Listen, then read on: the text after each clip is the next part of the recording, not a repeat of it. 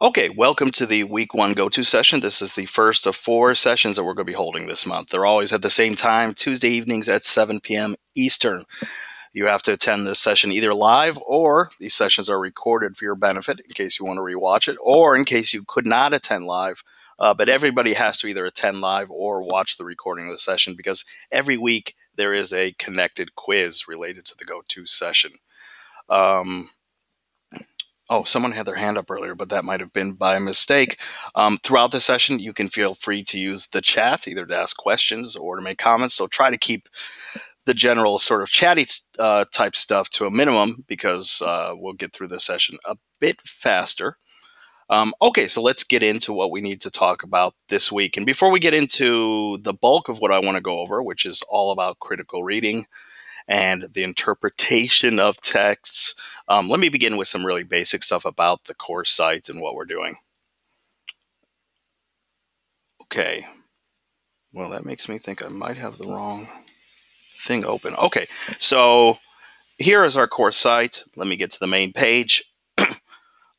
Probably if you've gotten this far in your full sail career, you've been in other classes and have used the FSO platform, right? If you took digital literacy, basically, even if you take courses on campus, for those of you who are here in Orlando taking classes, you're always handing in assignments through the FSO platform anyway. So you should be pretty familiar with it. Let me just point out a couple key things. First of all, if you need to send me a message, please do so through this envelope icon at the top here. Okay. Because what happens is, if you go into an activity, let's say the week one go-to training prep, or when it comes time to work on your first graded writing assignment this week, which is basically just an outline, you have an option to leave a comment for me. But here's what happens if you leave a comment under an activity. It gets sent to this little bell icon here, which is notifications, and I get notifications for everything you do. And I'm not joking. Like, if you sneeze, I get a notification. If you clear your throat, I get a notification. So if I just click on this guy, let me blow it up a little bit. You'll see Catherine Grinberg submitted an assignment. Bradley submitted an assignment. Right? I get updates on everything you do. So when comments get left for me under activities, they get shuffled to this area. Now, I do get emails alerting me that you've left a comment for me, but sometimes, even though I'm pretty terrific at keeping up with things, sometimes I'll just check the FSO platform for messages rather than my email accounts. So it's sometimes easy for me to miss things, even though I try to keep my eyes open. But if you send me something through the envelope icon, then I get it directly. This guy lights up. I see that there's a message waiting for me. I believe, let me check. Yeah, Catherine's in the room with us tonight. She sent me a message just about, 20 minutes ago, and I answered because when I went to the site, this was lit up. Okay, so the quickest way to get a response from me is by sending me a message this way. That doesn't mean you can't send me an email. That doesn't mean you cannot leave a comment under an activity. Just be aware that important messages need to be sent this way. Okay, the other important thing I need to point out is how many of you have registered for the McGraw-Hill Connect site, which is the textbook site? Okay, Brittany did, although your comments is just going to me, not to everybody, so you might want to look at the little two thing at the bottom of your control panel and make sure it's being sent to the entire audience, not just me. Other people, it looks like, is Brittany the only one? Now Brittany sent me a private message. Oh. I'm hoping the other people have done so, or they're just not wanting to admit that they have. Okay, for some reason, all of your comments are going to me. I'm not sure why. And the control panel is the only thing that doesn't appear on my screen for you to see, because by nature, the control panel is hidden. But you should have it selected entire audience, so that whatever you type into the chat box is going out to everyone. Brittany is saying organizer and presenter are the only options. Well, how did other people, like Liv and Michael earlier, said yes to a general question? I think their comments went out to everyone. Okay, well, let's just keep it this way. Maybe the chat is acting a little bit wonky tonight, so you can feel free to make comments, but I guess they're only going to go to me. So feel free to ask them if you have something you want to say to me if you want to. If not, you have this little raise hand icon in your control panel. That way you can raise your hand and I can unmute you and you can ask your question out loud. But for now, we'll just work through it, okay? It's not a big handicap not to have. But it looks like some people have registered for the website. Okay, so I have the McGraw-Hill site open. The important things to note are you have these Learn Smart Achieve modules, okay, for each week. So there's one due each week. They're always due on Saturday of each week, I want to say. Right? What day is June 7th? Yeah, well, someone could do the date. Was that a Saturday or a Sunday? But they're basically due every week. Okay. And I don't know if anybody has started the modules. I think Catherine has because that was what her message to me was about. Basically, when you click on one of the modules, like the week one, basically it will open up and take you through the steps of setting up the module. Um, and then you just have to complete the module to 100% and you get all of those points. So it doesn't matter if you answer incorrectly along the way. That's fine. As long as you can get to 100% for the module, you get all those points. If you only make it through 85%, your grade will be an 85 and so on. Okay, but they're really, really easy points. And that's sort of my number one tip right now is if we go back to the main page, there are a lot of points that I like to call gimme points. For example, the Learn Smart Achieve modules over at McGraw-Hill. I call those gimme points, right? You complete the week one module, you get all that 5%. The go-to training quizzes, which are not terribly difficult, there are 4 of them. I promise you that none of the questions will trip you up. There are 4 of them, each worth 5%. That's another easy 20% that's just given to you. Um, so there's an academic honesty quiz in week 2. That's also worth 5%. So if you take advantage of all these easy points, there's a professionalism grade. So if you hand in things on time, you complete all work, you don't write me messages that are highly unprofessional, that's another 10% that's pretty easy. Okay. Okay. Someone just noted me the Learn Smart Achieve models are set to be due on Sunday. Okay, good. There have been other times where I've set it to end on Saturday, so I couldn't remember off the top of my head when I had it set for. So there's nearly, I'd say, 40% of your grade that's just given to you if you'll take it. And I hate to be the teacher who sort of trick or teaches you a trick, but it's not really a trick because you're also learning and doing things to get those points. But when you have 40% of your grade, the grade that's essentially an A, it's pretty difficult not to pass the class. Okay, so please take advantage of those easy points. As for textbook registration, I know that the instructions seem maybe a little bit complicated, but it's really very simple. And because I've already gotten a couple questions from people about being unable to register, let me quickly go through that. Okay, so you go back into the registration activity, and yeah, there's a ton of stuff to read. But really, it's as simple as going down, finding this registration PDF, clicking on it, and then scrolling down to the actual registration link, which is here. You should click on it. Don't copy and paste it. I think if you copy and paste it, you might have some problems. Just click on it. This will take you to the McGraw-Hill site. You should see my name as the instructor appear. Okay, that's an indication that you're in the right place. And then you just follow the registration steps. You will need a textbook code that should have been sent to your full mail sale email address. Okay, so if you didn't receive that code, you need to call FSO technical support. I'm going to go ahead and put that number in the chat. It's 877-437-6349. Hopefully you all can see that. Jason, I just went ahead and put the phone number in the chat box. Okay. And FSO support this is probably the number one question they receive, textbook registration. So it's something they can solve quickly and easily. So don't fall asleep on that. Try to get that fixed in the next couple of days, or at least early enough that you can complete the first interactive module by Sunday. And the rest of it, you have assigned readings for each week. Okay. So if you click on one of them, the reading will open. And in general, they're not terribly long. Like this one is just 2 paragraphs. Okay, so don't just ignore the readings because they're pretty quick to get through. So there's some sort of bureaucratic tips that I have for you in terms of doing well in the class. Just take advantage of those sort of easy points that are given to you. Okay, so now let me get back to the bulk of our presentation. And this is my first time using Keynote, so I'm not as familiar with how to navigate. Okay, if you come into the room late, I asked people who are just waiting to watch the Megan Trainor video all about that base. Chances are you might have seen it anyway, but if not, some people got a chance to watch it before we started. Okay, and let's try that differently. Okay, I guess I'll just go week by week. Oh, slide by slide. Okay, so let's start about the important information you need to know for this month. Essentially, you're going to be working on interpretation of text. If you've looked at some of the activity descriptions, like let me go back to the platform site real quickly. If you've taken a peek at the first writing assignment outlining your claim, you have an instruction sheet. Um, you also, I believe, have access to this document, okay, choosing a text, right? All of you basically need to choose a text from this below list, and we've organized things so there should be something that relates to all of your industries. So there's an article on gaming if you're a gaming student. If you're a music student, there's a music video to watch.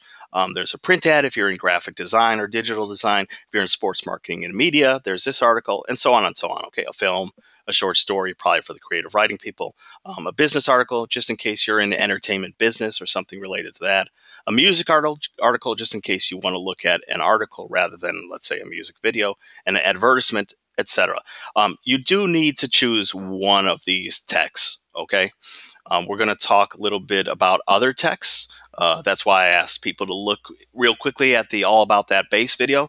And you also had a reading assignment today, which is this guy here, right? Mindy Kaling is not your pioneer, because I want to talk about those two texts because we can think about the Mindy project and the Megan Trainor video as text. Okay, texts do not have to be written words on the page; they can be just about anything. Where was that document? Yeah, but you do need to choose one of these predetermined texts. Okay. Hopefully there should be something that appeals to you. And I'm not very picky. If for some reason you're a sports person and this article doesn't speak much to you, but you have a lot to say about the music video, that's fine. I'm not going to enforce that you have to stick with your industry. I know it says that your choice must relate to your major some way, but I'm a little bit more flexible on that. I'd much rather have you respond to something that you can speak about. Yeah, but you have to choose one of these texts because this is a text you are going to work with all month to interpret. Um, the reason why I don't really allow people to bring in their own text is because it simplifies everything. If people are all focusing on the same text, we're all on the same page. For example, there will be a peer review activity later in the month. It's much easier for, let's say, who are some of the people in the room? It's much easier for Jason Spencer to respond to Matthew's work on this gaming article because chances are he can quickly read it or even take a quick browse at it rather than something entirely new. Okay, so you're going to be choosing one of these texts and interpreting it. Um, that said, how many people here are already feeling afraid because they hear that word interpretation of a text and they're thinking, oh no, I don't like that. I'm not very good at that. I've had to do that before and I'm not very comfortable with that. Anybody in that camp? Or do people kind of feel the opposite? That given a video, an article, a short film, um, an advertisement, anything, that they feel pretty comfortable being able to say something about it. I know it's difficult because the chat is sort of turned off, but even if it just goes to me, I can kind of echo what you say.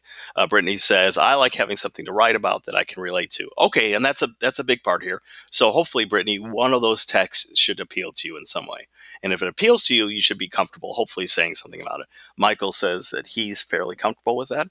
Okay, good. Because one thing I want to dispel is this sense that interpretation is scary. Um, Mostly because you guys do it all the time. It's just when it's moved to a classroom situation that sometimes you either get nervous or you get sort of combative, and with good reason, because sometimes you've taken a previous English course where, I don't know, you've been made to feel stupid, or, oh, have you been in this situation? I'm an English major, so I dealt with this all my life, and you would think that as an English major, I wouldn't be fearful at all. But those classes where you had to read a short story or a poem, and the teacher sort of prowls back and forth in front of the classroom and says, okay, so this part of the story or the poem is clearly a symbol. What is it symbolizing? And she's waiting on you to respond, and all you're doing is putting your head down and saying, oh God, please don't call me, please don't. I have no idea what the symbol is. I don't even understand what we were reading. This is not that kind of class. Okay, it's not interpretive at that level. Mostly it means you looking at a text, finding something interesting and specific enough to see, and then supporting what you say through supporting paragraphs. If you can do that, you should be fine. And we'll use some examples in this session to hopefully make things more comfortable.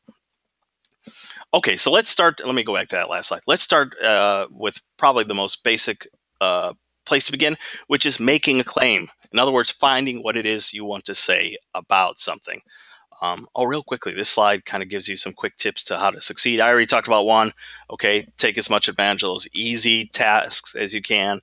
The reason I say love our course site is because it would be awesome if you could show that love by visiting the course site at least once a day.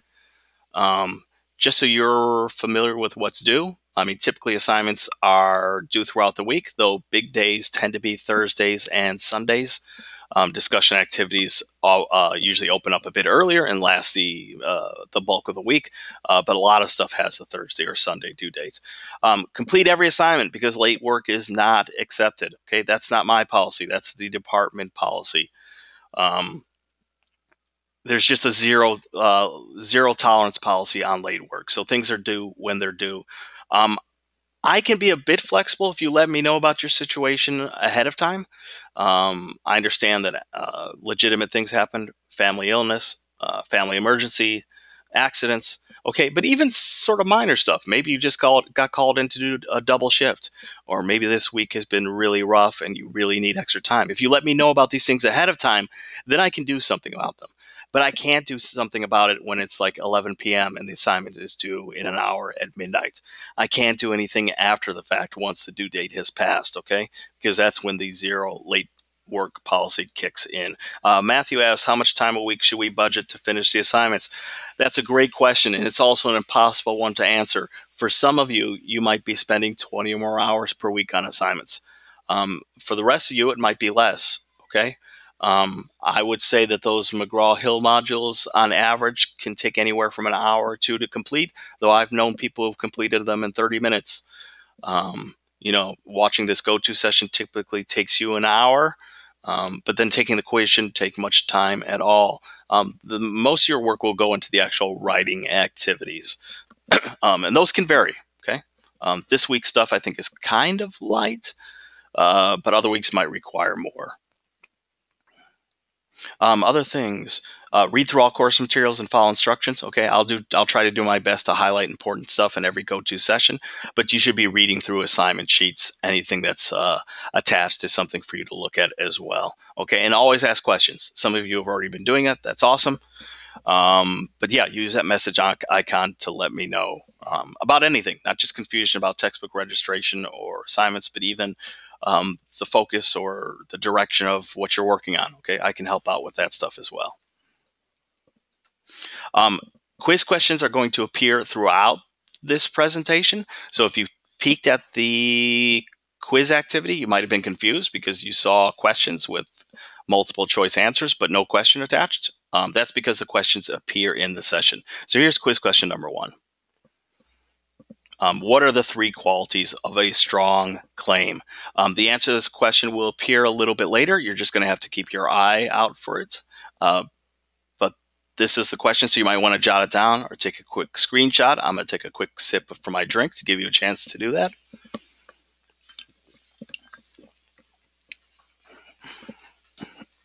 Okay, so what are the 3 qualities of a strong claim? And that's what we're going to be gearing up for here is talking about what a claim is and how to create a strong one. And this is something we're going to be working on all month, as referenced in this slide. This slide gives us a week-to-week breakdown of what we're doing. So this week is more introductory stuff. We're going to introduce this concept of critical reading and the thesis. Thesis is just another word for claim. Okay, so if I use that word claim, you can use claim, thesis interchangeably. This will culminate in you creating an outline. Week 2, we'll focus more on organizing and developing your ideas so you can actually produce a draft. Week 3, we'll get into revision and research and also peer review. And then in week 4, you're actually going to revise further, edit, and publish. Now, why do I say publish? Because what we're really working on is whatever text you choose and whatever analysis you end up creating about it in the form of, a short essay, Okay, so we're talking about something that's probably 2 to 4 pages long. It might be anywhere from 5 to 7 paragraphs, nothing terribly long. But ultimately, you're going to put it on a blog. We'll get into more about that in later weeks, but that's what we're working toward. Okay, so let's talk a little bit about critical reading. And there's a little definition I've written for you above. It's the active and involved interaction with a text, not just reading to find out what it says, okay, but reading and responding to it by asking and answering questions. And here I'd just like to say that so much of our reading tends to be passive. By that, I mean we're just reading stuff to get the basic information. We might read the box score from a sports game to see who won. We might even read a product review just to get that basic information, or a movie review. Okay, so maybe the writer's opinions are involved, but we're just trying to get the gist from it. Um, Most of our reading kind of occurs on that level. We're not really reading and responding to it. And when I say responding, I don't mean literally responding. I mean responding in our heads, actually looking at the ideas that are on the page and thinking about them, chewing them over, and deciding how we feel about the text. Okay. Um, and one of the things that we'd like to improve with this English composition course is to get you more familiar with reading and responding to things. Think of it like a conversation, okay? When you read something, you could read it passively just to get the basic information and move on. But you can also be in conversation with it, even if that conversation is just with yourself in your own head. Um, but when you read and respond to something, when you kind of probe at it, when you sort of ask questions of what you've seen or what you've read, um, that's critical analysis. That's critical reading. That's critical interpretation. Um, there was this famous Greek dude. You've probably heard of him, Socrates. I know this movie is really dating myself, but if you've ever heard of the now probably 25-year-old film Bill and Ted's Excellent Adventure, they keep calling him Socrates. But you've heard of some of those Greek names, right? Plato, Aristotle, Socrates. Well, Socrates had this famous line: "The unexamined worth is not worth living." Okay, or did I say that right? The unexamined life is not worth living. I always like that expression, because it kind of says that if you just go through life passively with blinders on, you never examine anything, you never question anything, you just read passively as if it's something to gobble up the way that you might eat food without thinking twice about it. It's just calories that your body needs and nothing more. That isn't much of a life. And I asked you how many of you are comfortable with interpreting or saying something about a text, because you guys do it all the time. You don't know how many times I've heard people, they have amazing things to say about, oh, I don't know, their friends or relationships that they're in. Or guys, when it comes to sports, they have amazing things to say about sports, right? Their minds are firing like on all cylinders for certain things. But then when it comes to, for example, entering an English class, for some reason that shuts down. Nobody wants to talk about anything beyond just, I liked it, I didn't like it, it was interesting, it was boring. And critical reading is the first step in terms of getting past that, getting past either just a passive reaction or a gut reaction, and actually saying something about what you've read or heard or watched. Okay. An important step of critical reading is to preview the text. So before you even read the text, you probably notice some things about it. You'll notice what, in general, the text is about. You might already assess what you already know about the topic, okay? Or what opinions you already have about it. That's important too. Like, what do you already know coming into it? Who created the text? When and where was it published? Let me switch real quickly to that Mindy Kaling article, which you were supposed to read for today. I'm not going to embarrass people by asking them if they read this or not. Okay, I will. How many of you read this? But like, an important thing here is, okay, this title is called Mindy Kaling is Not Your Pioneer. Okay, some people did read it. Good. Um, like, it might be important to note that here it's published for Al Jazeera America. Anybody know what kind of publication that is, Al Jazeera? I mean, I like Al Jazeera. I have nothing against it, but knowing something about that publication already tells us something about this writer and what types of stuff Al Jazeera publishes. Liv says it's Eastern European. Brad says it's Middle Eastern with an international focus. Yes, right. And it's let's not be coy. It's progressive. It's liberal. Okay. It doesn't have the viewership of like Fox News or MSNBC. It's actually trying to carve itself out as a more serious alternative to those two. But yes, it's a Middle Eastern news organization that now is trying to become more international. So even knowing that detail is kind of pretty important. We sort of can make assumptions about it already before we even read the actual text, which answers this next one. Who is the audience for this text? We can make some guesses about that with the Mindy Kaling article.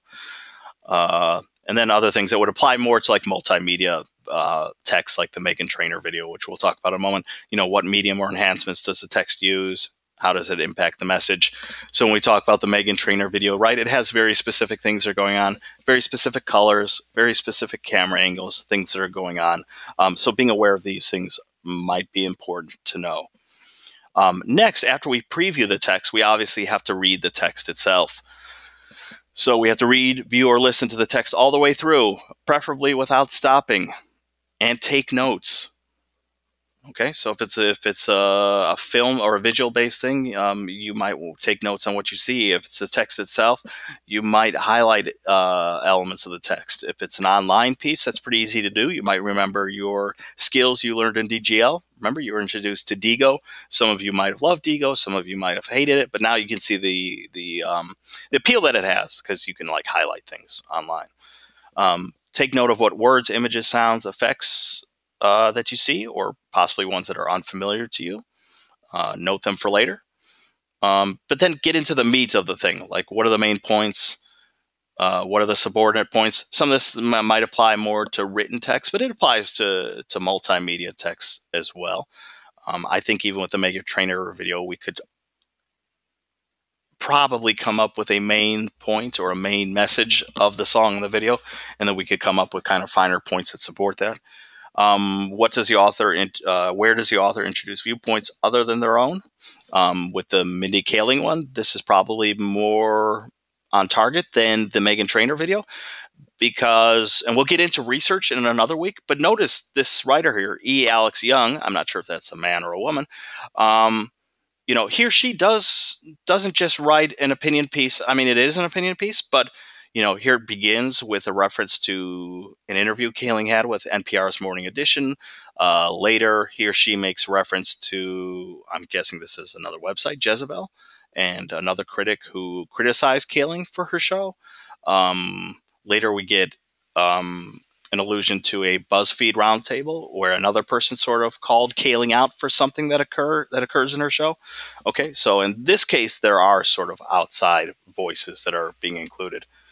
And then, yeah, don't forget the personal stuff. Like, how are you connecting with the text? Okay. Is there anything that's unclear to you? Or, what things do connect with you? We're going to talk about the Megan Trainor video in just a second, but, maybe that video automatically responds to you, and for other people, it doesn't. Or maybe as a female viewer, like the video and maybe the song itself, if you're just hearing on the radio, maybe it just automatically makes sense. It's like you've been waiting your whole life to hear this song or see this video. Whereas for another viewer, it doesn't. Don't ignore that sort of previous knowledge or experience because you can draw from that. Okay. Basically, what we're looking for are connections. Okay, things that we see happening in the text. The next step in critical reading is to reread the text. Okay, just from a common sense level, this is important because you should know that text like the back of your hand, and that means multiple viewings, multiple readings, etc. But it also helps you with things like familiarizing with things that weren't clear. Okay, you can go over parts of the text that sort of are troubling or made you stumble. In the case of probably more a written piece than a visual piece, you can look up the definition of words you didn't understand, or you can look up issues of imagery, effects, etc. So, for example, if it's a visual piece, you might want to look into technically what's going on. Again, this probably applies more to written pieces, though it could apply to other pieces as well, shifts in point of view and voice, and then an analysis of figurative language and imagery. Again, some of these will apply more to your chosen text than others. So here's quiz question number 2. What is critical reading? We've kind of gone over that. And I apologize if the questions seem a little bit haphazard. I kind of tend to throw them just in the in the presentation, and then you sort of just have to hear the answers when they come. But question number one, which was, I think, what are the three parts of a claim? Right? Actually, let me go back to question number one. The answer to that is coming soon. Yeah, what are the three qualities of a strong claim? Okay, so that was question number one. Question number two, oops, there's question number three.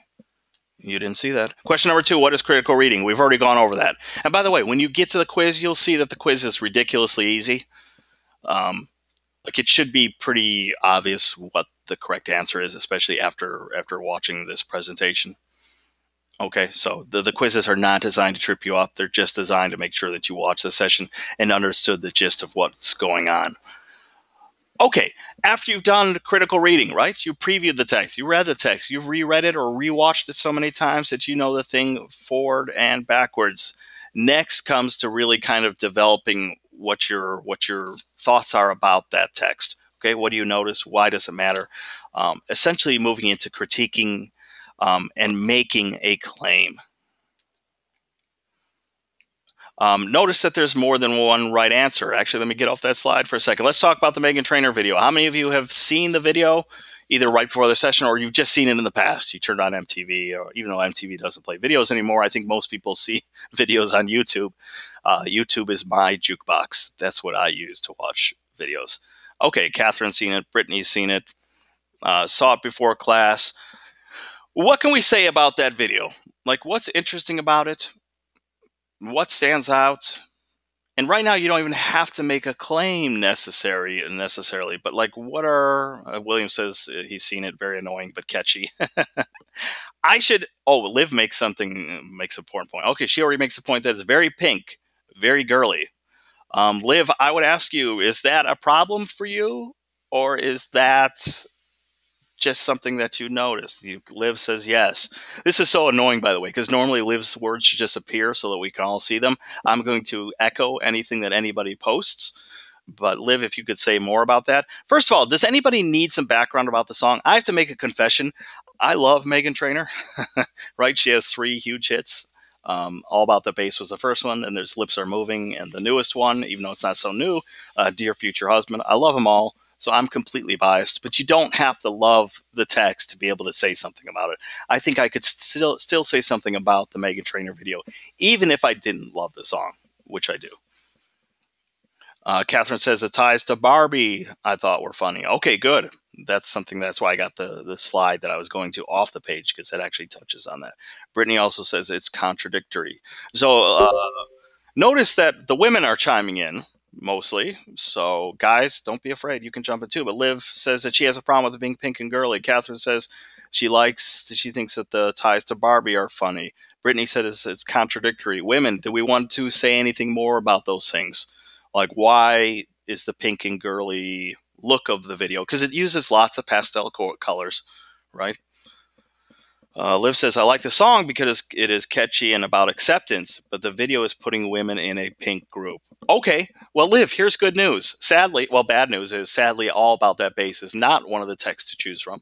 It used to be, but then students would just grab onto whatever was said during the session and say, oh, okay, great, there's my claim. And I get 20 people writing the same paper. But yeah, you believe it or not, you're already making a claim. You're saying that the song, which is incredibly sort of progressive and has a strong message to send, right, about female body images and about being proud of whatever size you are, sort of gets contradicted by the video. Is that a safe way to put it? So this sort of progressive song is kind of neutered by the fact that the video is sort of so I can't think of the right word, but sort of so traditional and stereotypical in its imagery that actually works against the message of the song. Is that a good way to put it?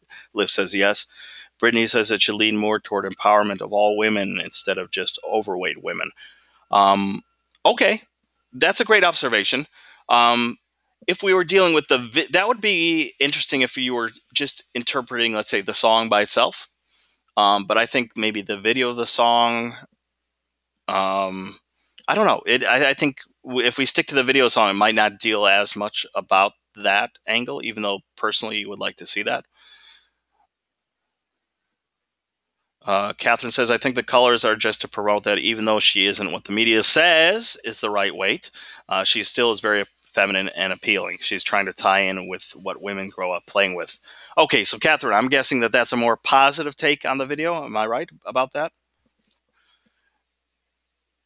Okay, and what's awesome here is that both Catherine and Liv could have equally acceptable claims about that video. I mean, both of those claims are already on the right path. Like these two women, if All About That Bass were in one of the texts to choose from, they could already hit the ground running on their paper.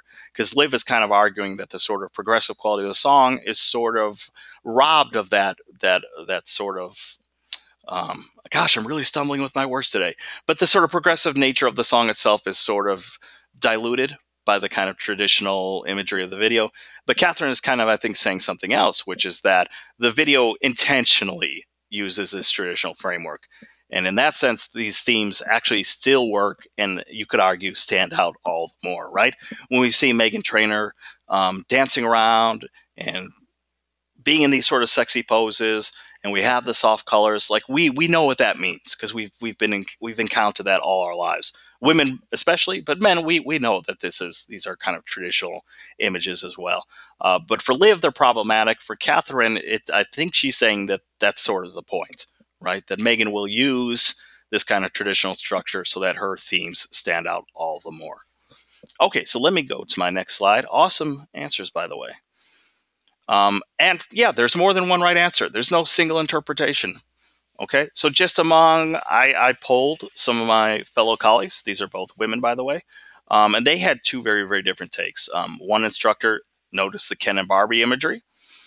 She noticed a large dancing man, which might sound odd just to put it that way, but I think her point was more that even the man in the video isn't sort of the typical beefcake that you would expect to appear in a music video, and that the women dancing with Trainer look like they're having fun. Another colleague of mine, another professor in the English department, she was kind of more in line with maybe Liv's take. She noticed the little girl imagery, so that Meghan Trainor and the other women in the video are kind of childlike, but childlike in a disturbing way. That there's that classic sexy imagery.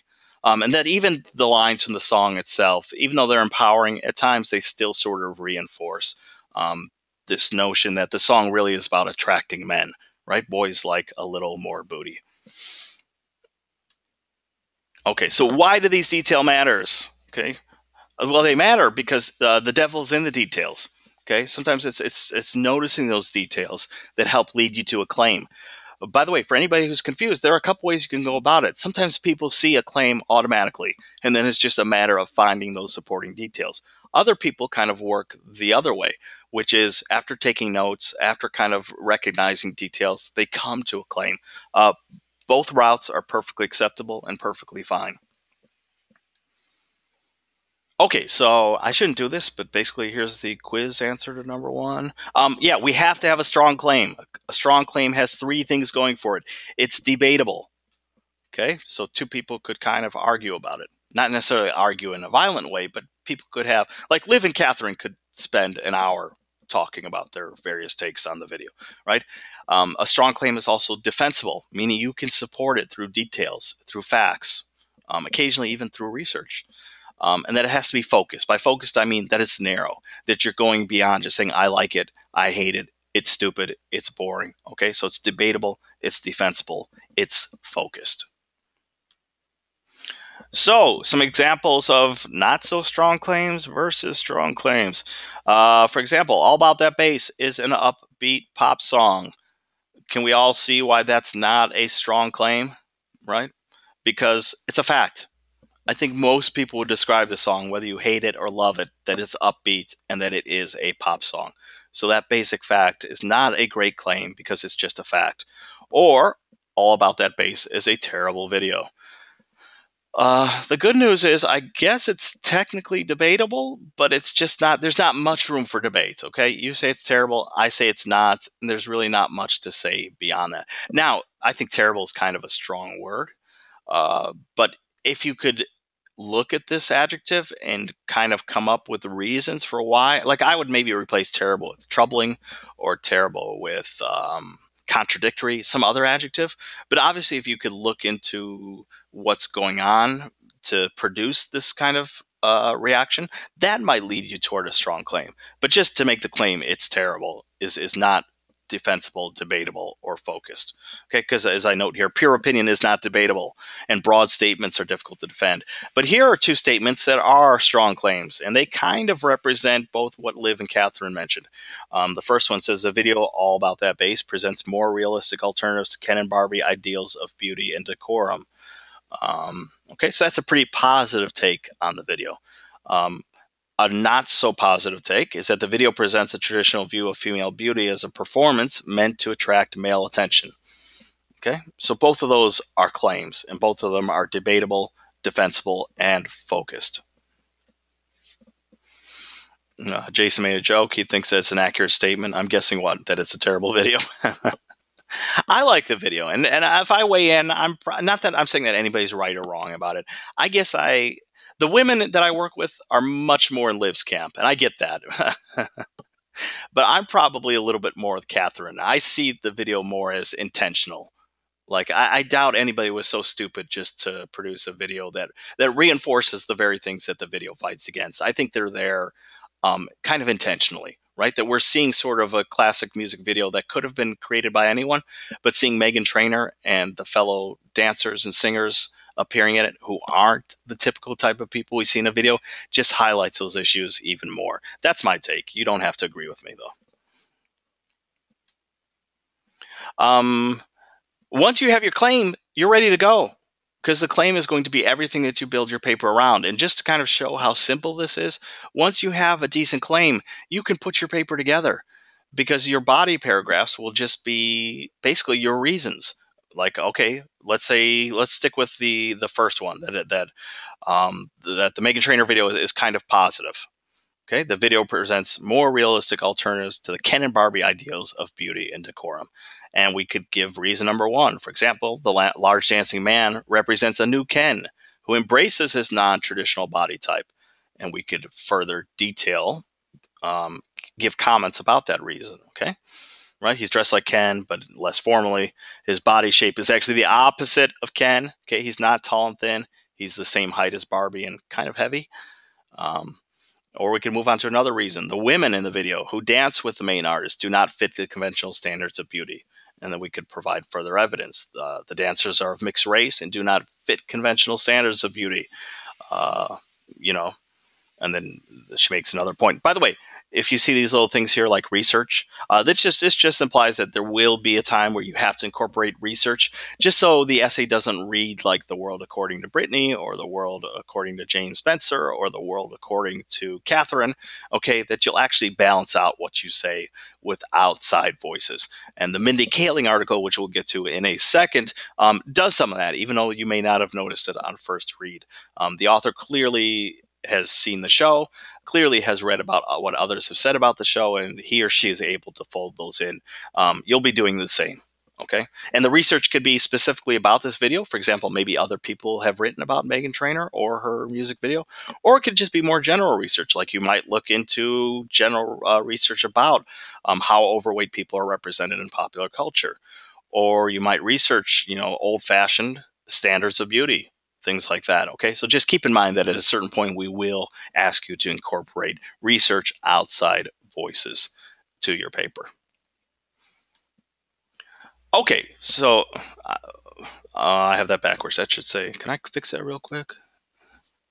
That should read quiz question number 3. What is a thesis? And here's the answer to that question. Well, I'll give you 2 seconds to write it down, even though it's a super short question.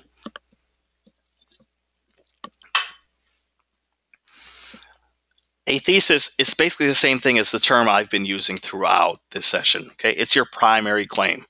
Or if you think about it like a mathematical equation, claim plus your reasons equal a thesis statement. And I'll give an example of how to come up with your thesis using this equation in just a second. By the way, Brittany said something interesting about the video. She said she agrees that it's intentional, meaning all the kind of frilly, curly imagery and all that, but I do not like that it was intentional. Okay, I get that. That makes sense. I think that would probably capture the opinion of my female colleagues. I'm sure, listen, they're not dumb people. They're much smarter than I am. So I'm sure they notice that it's not an accident what the video is doing, but they some of them still don't like it. So I totally get that. It's just I love that song. I love it so much. What else do I like right now? I like that Jason Derulo song, "One to One Me." Oh, I love that song. By the way, I have an 11-year-old daughter, so we compare notes about music all the time. Brittany loves this song. What's funny, this is way too much information. My main area of concentration is actually like punk, post punk, and indie music, but I basically will listen to anything.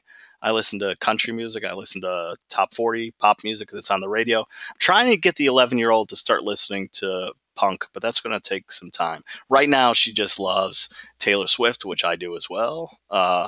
Megan Trainor, uh, and yeah, all that stuff. So I know way too much about about these songs than anybody my age should. Okay, but let's look at the equation for thesis statement. If you remember that a claim is basically, a thesis is basically claim plus reasons.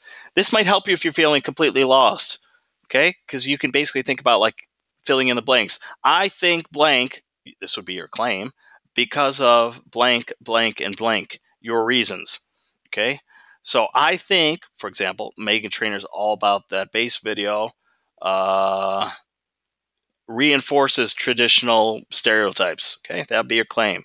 And I believe this because of this, this, and this. Obviously, when it comes to actually coming up with your thesis and putting your paper, it should probably be a bit more nuanced. But certainly to get things going, you can use this I think blank because of reasons A, B, and C. And that's what this more nuanced version of the thesis does. I mean, there is a claim here. Megan Trainor's all about that bass video presents a traditional view of female beauty. But then there are the reasons, right? Imagery and lyrics. In this case, there are only 2 blanks instead of 3. But then when you go to write your paper, you basically have your framework, right? You'll know that you'll have at least 1 paragraph in imagery. Maybe you'll have 2. Maybe you'll have 1 paragraph that's about the guy in the video. Maybe you'll have another video that's about Trainer herself. Okay. And then maybe you'll have 1 paragraph or maybe more than 1 paragraph if you have more than 1 point to make about lyrics. But you know that when you make your points, you're going to be using imagery and lyrics to make your case that her video is actually quite traditional. Before we get actually, let's linger on this because we haven't talked about the Mindy Project thing yet. How many people have watched the Mindy Project? Have most of you? I'm embarrassed in saying that I've only seen it a couple times. I don't know the show well enough to, for example, to write the sort of article that this person has written. But I did find the article fascinating, and that's why I had people read it. First of all, it's a pretty at times dense article. I don't think that this is a good example of what you'll ultimately create, and I don't mean that as a negative. I just mean that it doesn't really follow the traditional essay structure very much, and the ideas that this writer presents are pretty difficult at times. But if we had to put the thesis, if we had to kind of reword the claim that this person is making about the Mindy Project, could we do so? Like, what is this author's take on the Mindy Project? It's sort of hinted at in the title itself. Mindy Kaling is not your pioneer. Or does anybody want to admit that they were maybe absolutely confused by the reading? That's fine too. If it was too difficult or too confusing, maybe I'll get rid of it for next month. By the way, don't be distracted with what I'm doing on the screen. I just want to show something real quickly. Brittany says she was confused. Okay. Other people might be silent because they didn't read it, or... Catherine says, I think this quote from it sums up her ideas. Quote, the Mindy Project perpetuates a white power structure by masking how racial fantasies operate on an interpersonal level. Race is ornamental, like a Kate Spade purse. And Catherine says she doesn't agree with. Okay, so I'm taking, you've seen the show? Because that's one of the things that I had. I'm not super familiar with the show. We English instructors, we sort of help each other out so that we're not creating every activity, every reading, every quiz question by ourselves. So we do rely on other people for help. So some people found this terrific article. I agreed it was terrific, except there was a small flaw that I'm not super familiar with the Mindy Project. Yeah, William says the same thing. He was confused because he had no idea what the Mindy Project is about. I'm not super familiar with it either. Again, I've only seen it like a couple times, but I could still follow the article. But yeah, I think Catherine's quote sums it up, even though Catherine's quote might be difficult to follow when I read it out loud. I'm trying to remember where it appears. Uh, Basically, I mean, here was my gist of the reading, that the author agrees that the Mindy Project is a groundbreaking show in a lot of ways, but upon closer examination, it's not as groundbreaking as it appears. In that sense, it's kind of similar to the Megan Trainor video. If you agree with the claim that despite the song's sort of positive energy and its very progressive message, that the video sort of takes away from that. That's essentially, I think, what the author is saying here. That yes, the Mindy Project is this groundbreaking television show. Yes, it has a tremendous amount of things going for it. But upon closer examination, looking at the details, it doesn't quite go as far as it should. Remember, if you read the article, I think the author gives the example of how the Mindy character dates exclusively Caucasian men instead of a more diverse cast of possible boyfriends, right? You might agree with that or disagree with it in terms of not it being accurate or not, but in terms of whether or not that's a negative or a positive. The author also makes the case that Mindy has a boyfriend whose family gets much more attention, is much more fleshed out than Mindy's own parents are. Okay, so the writer does come up with reasons and details and support for what um, he or she says. Uh, a more ambitious instructor would have would have Googled this author's name to figure out if it's. I so want to say it's a woman, but that couldn't be.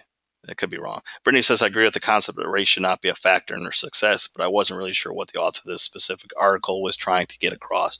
Yeah, I think it's. I mean, it's not like super academic or super, but it is pretty nuanced in its discussion of race. But basically, I'd say you fall under one of two camps. You either believe that Mindy Kaling is just dealing with race in her own way, meaning not playing the game of I have to have a super diverse cast, or or my character has to date a wide range of boyfriends. That my show might avoid these sorts of issues with race, but that's only for people who are looking at race too intensely. And again, I wish I had I were more familiar with the show. That's sort of the gist I got out of it. Catherine writes something long. I'll try to read it though. In the beginning, oops. In the beginning, she states that Kaling has said she doesn't want to be representative, but then continues to be unnecessarily judgmental to find something to be angry about, and to put the show down because it doesn't want to focus on race. Okay, so the author states, yeah. The character Kaling plays does not identify with her Indian culture. She is an 80s rom-com obsessed USA-ian woman.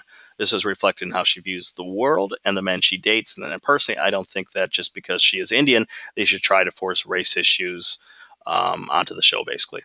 Okay. Yeah, I wish that sounds right.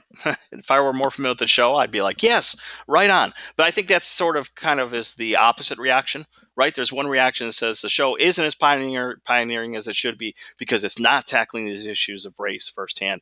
Catherine is arguing that it actually does, just in a more subtle way, and perhaps that subtlety or that uniqueness with which Mindy Kaling wants to handle her show isn't seen or embraced by everyone. Okay, by the way, I just want to say for the people who are getting frightened, because some of you right now are thinking, whoa, this is what I have to do for this assignment. How many of you are thinking that right now? Like, I'm hearing lots of stuff about women and imagery, and I don't know what you're talking about, or I can't do that. You don't have to come up with something as nuanced or deep delving as that. I mean, if you can, great. But James, he said, raising his hand, LOL. Jason, you just have to choose one of these approved texts that speaks most powerfully to you, and basically just come up with something, okay? Something that goes beyond, this is boring, this is stupid. Basically, you should be able to fill in these blanks. I think this of what I've read or viewed or watched because of A, B, and C. Okay, so it doesn't have to be super tremendous. Liz says it sounds exciting. I agree. Back to that Socrates quote, the unexamined life is not worth living. As soon as you become more comfortable with just putting yourself out there and noticing things, I don't know. It's a richer world to live in. You can see films in a different way. You can watch television shows in a different way. You can listen to songs in a different way. I mean, the reason I'm so obsessed with popular music is because for me, it's just an opportunity to hear all those different voices that are out there. So, for example, is it troubling that Taylor Swift writes all these love obsessed songs that almost read like diary entries? For some people, yes. For me, no, because I think that actually um, any young artist who can speak so powerfully, not just to women, but mostly so, but anybody who can write songs that speaks powerfully to the hearts and minds of women, and especially teenage girls, like there's something to be said for that. And it's a little bit snooty to look down on that. Um, anybody who can get that 16-year-old girl to sit in her bedroom and feel like this song is speaking directly to her, well, there's something to be said for that. Yes, again, I'm biased because I'm a huge Taylor Swift fan. But there is a sort of, lots of late night comedians, lots of people take shots at her for always singing the same songs and always singing. Yeah, maybe. But A, I think she does a pretty good job with them. And B, she's clearly tapping into something because her songs really are reaching people. Anyway, that's just my kind of random example. But all of you have things, films that have moved you, songs that have moved you, books that have moved you, sports teams that have moved you, sports concepts that have taken hold. And if we could just get past that surface level, I liked it, I didn't like it, or I just read it to get basic information, then I think we can have fun. But yeah, James, I mean, you'll have to start by picking one of those approved texts and basically coming up with something that you notice that's going on about it. If you can do that, you should be fine. And again, I'm here to help people all along the way. And hopefully the discussion of the Megan Trainor video and the article that we had to read about the Mini project give you some sense of how other people see things. Okay. So if you can't do that entirely, at least you can maybe get halfway there. At least you can point out something interesting that's going on in whatever you read. Anyway, here's quiz question number 4. What is the thesis in Mindy Kaling is not a pioneer? And I'm actually going to give you the answer. Hey, it's week 1. I also am going to give you the answer because I remember when I said that we instructors work with each other sometimes. Someone else wrote the quiz questions, and I do not like the quiz answer. It's a number 4. So that's why I'm giving it to you, just so I don't get called on it. If you look under the options for quiz question number 4, where you have to identify the thesis of the Mindy Kaling piece, number 4 is the correct answer, which says the Mindy project is an important step in broader racial representation because it presents and normalizes the experience of an Asian American woman. True, but I don't really think that's the author's take on this. The author's take on this would be all this, but, and then the but would be the complication. Okay, so anyway, there's the answer. It's the 4th option. So all of you should get that question right. I just want to say that because I don't want anybody yelling, saying, but you said the thesis was something else, and I was confused when I took the quiz. Brad says, it's tough to say as a white guy. It's really not my story that Mindy Kaling is telling. Okay, good. By being authentic to herself in her personal life, Kaling is faulted through no fault of her own for not delving into racial issues and simply making a fun sitcom that by design is surface deep. Okay, wow, that's a really... Have you seen the show, Brad? Are you familiar with it? Because that's a really nice summary. I'm hoping you're speaking based on familiarity with the show, but I think that would be... I forget who else said it. Catherine might agree with that. Right? That sometimes we fault people for not making the shows we want them to make. And we just sort of forget about what's great about the show that they do make. And, issues of race and gender, although important, and I certainly get disturbed when people represent problematic images or disturbing images. But, yeah, they're also complicated issues. And maybe Mindy Kaling is doing something more interesting than we think. But if we just react to the surface of it, we might not see it. Okay, where was I? Oh, yeah, I was wrapping up the session. Okay, just a quick reminder of what's due this week. Professionalism, okay? Just basic stuff that you just have to check off and say that you did. The week 1 go-to training prep you should have done. You'll take a go-to training quiz based on this session, which is due Thursday night at midnight, I believe.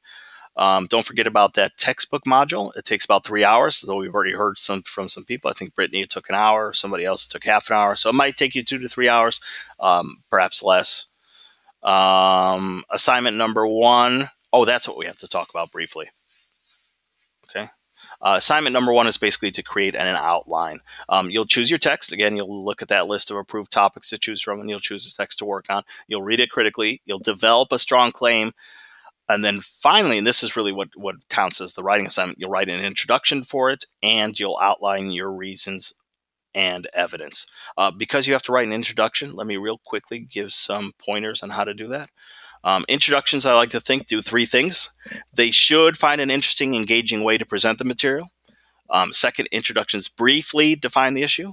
More development occurs in the body of the paper. I say that because sometimes people like to spill the beans entirely in the introduction. And no. The introduction is just a place to introduce material. And then finally, introductions end with that thesis or claim. Ways to grab your reader in an interesting or engaging way. A lot of these you probably learned in high school. You can begin with an anecdote, which can be either personal or otherwise. So, for example, you might share a short personal story, or maybe there's something that's happened in the news headline, or something that has to deal with the person you're writing about. Or you could begin with a thoughtful question, a powerful quotation. You could begin with useful or interesting background information. I kind of screwed up there. That should say and, useful and interesting background information. Begin with a hypothetical. This is like a picture this or imagine, if you will, scenario. Or begin with an insightful or interesting fact. Basically, the gist here is that you should try to find a way that grabs your reader, pulls them in, instead of just starting straightforwardly. These are all awesome techniques. I will say that they become lousy techniques if you just use them generically. Like, yes, beginning with a thoughtful question can be a terrific way to begin an essay, but not if you're not interested in asking the question, or if you're not interested in readers really considering your question. So, a paper that just begins, "What is love?" or "What is life?" That's not really terribly thoughtful. Same thing with quotations that are just dropped in. So all these moves can be terrific moves if you use them well. And here's a quick example of an introduction. In this case, I'm going to use a video game as a text. Sadly, there is no video game option. There is a video game article you can read, but no, sadly, it's a little bit too difficult for instructors and departments become fully familiar with an entire video game.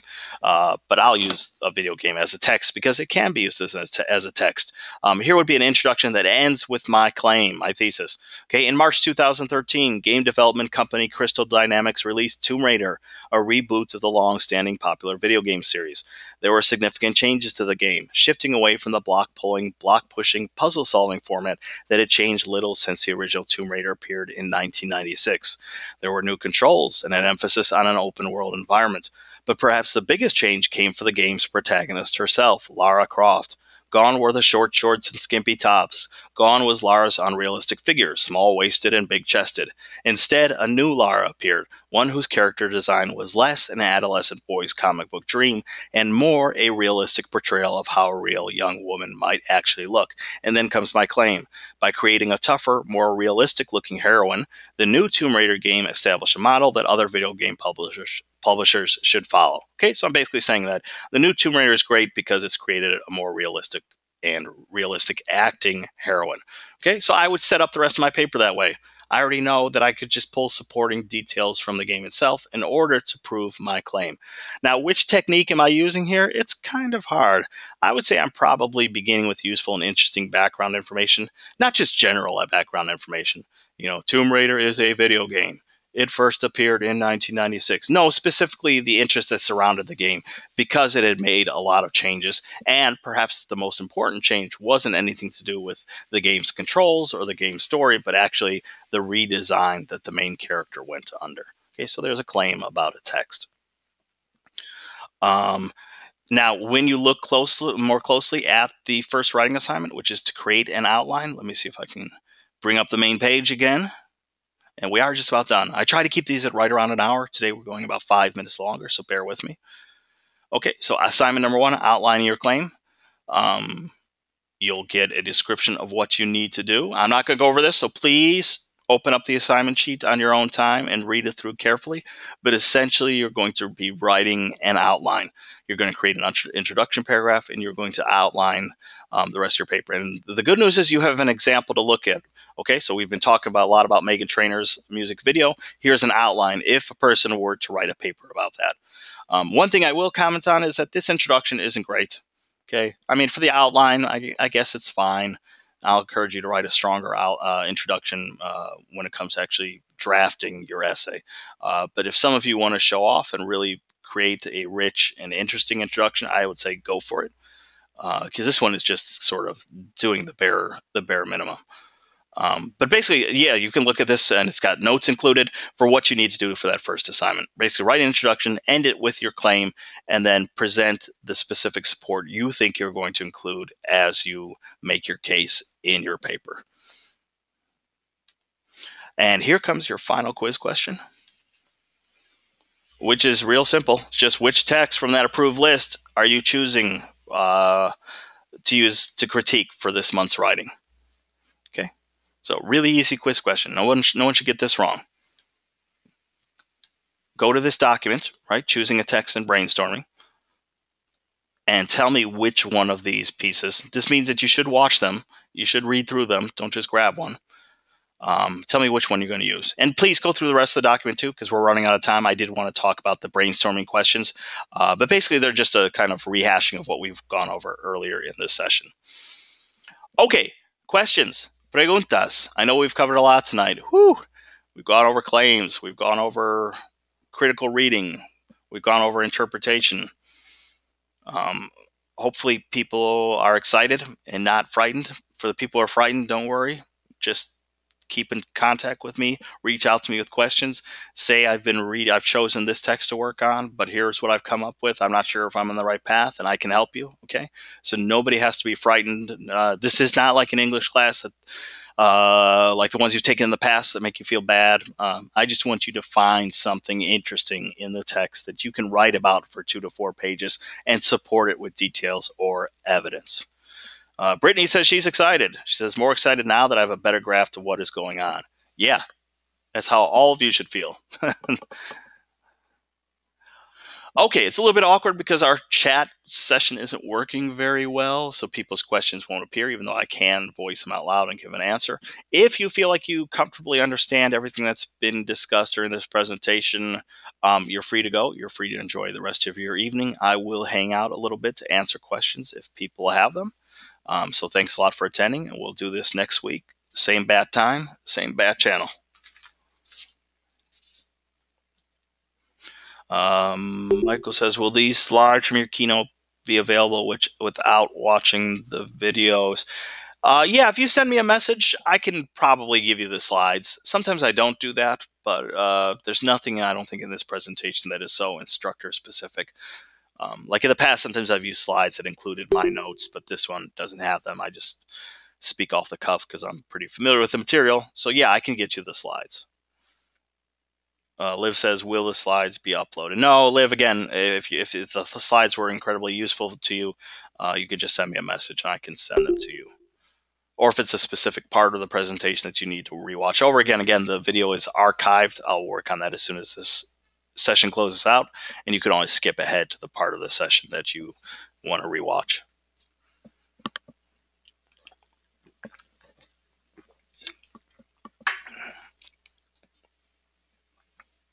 Okay, William has good things to say. He says he's looking forward to it, thinks it will be totally different experience than previous English classes. Yeah, I hope so too. I mean, don't get me wrong, I am kind of challenging in some ways.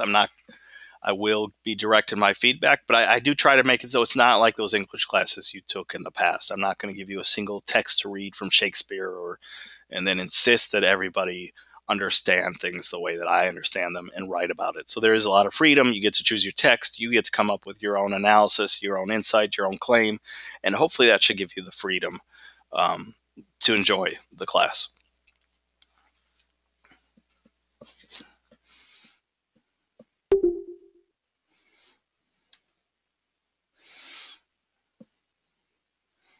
And I'm going to stop the recording now, possibly. Well, let's see, one more question. Brad says, I missed questions 2 and 3. How much will the presentation be up? Well, here's question 2. What is critical reading?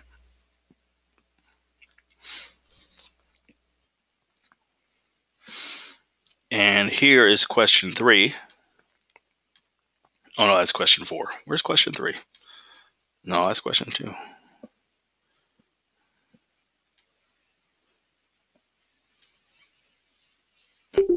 Question Question 3, what is a thesis? There we go. So yeah, questions 2 and 3 were really short. What is critical reading and what is a thesis?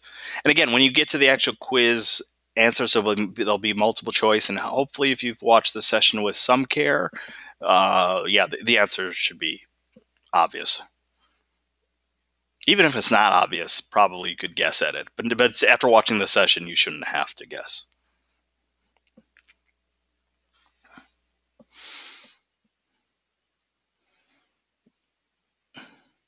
Okay, the questions seem to be slowing down, so I'm going to go ahead and stop the recording now.